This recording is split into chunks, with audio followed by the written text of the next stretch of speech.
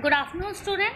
I am Tamanna from CSE department in Satyam Polytechnic College at Nakodar.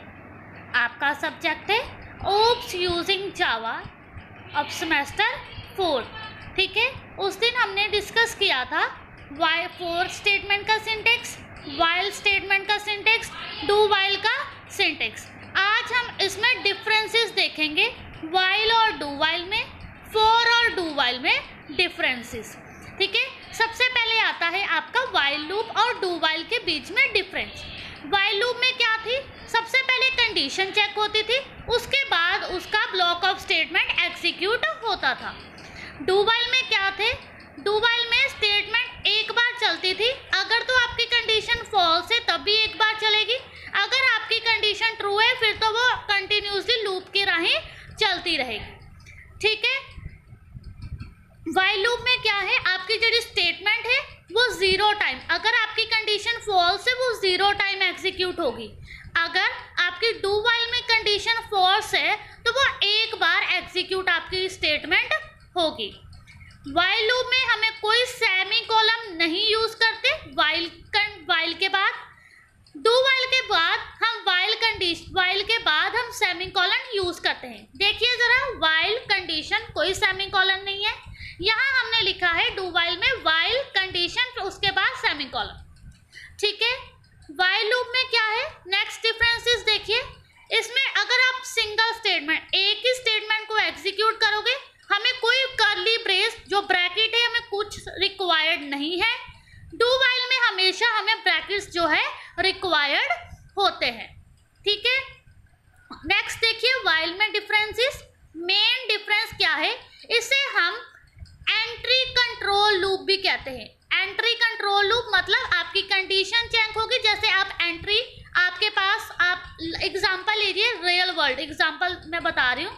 जैसे आप किसी भी सिनेमा में गए हो या कहीं भी आपने मूवी देखने गए हो, आपके पास आपके टिकट है तो आपको एंट्री मिलेगी, आपको अगर नहीं है तो आपको क्या है, बाहर ही रहना पड़ेगा. ऐसे वाइल लूप की एंट्री मतलब एंट्री कंट्रोल लूप है.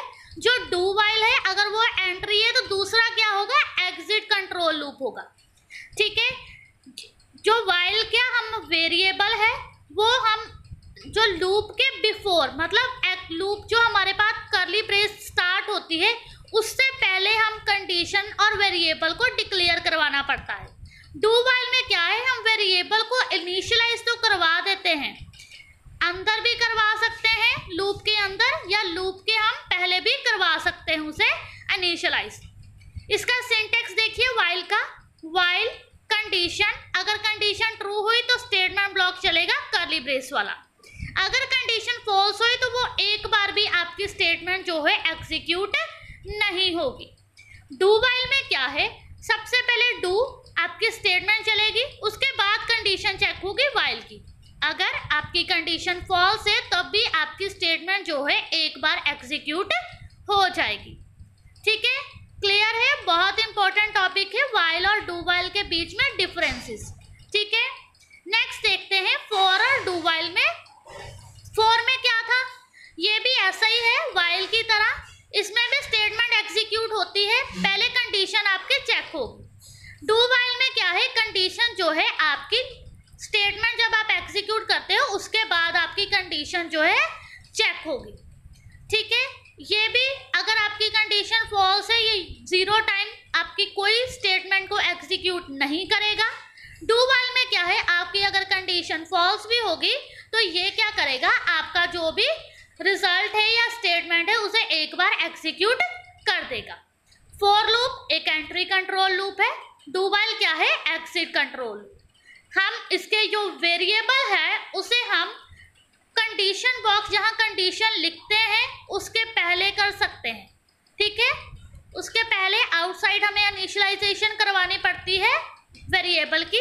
डू वाइल में क्या है, हम उसे बाहर भी इनिशियलाइजेशन करवा सकते हैं या लूप के अंदर भी करवा सकते हैं. सिंटेक्स देखिए फॉर का, फॉर इनिशियलाइजेशन, उसके बाद उसकी कंडीशन लिखी जाएगी, फिर आइटरेशन या इंक्रीमेंट और डिक्रीमेंट ऑपरेटर यूज किया जाएगा, उसके बाद फॉर की स्टेटमेंट एग्जीक्यूट होगी.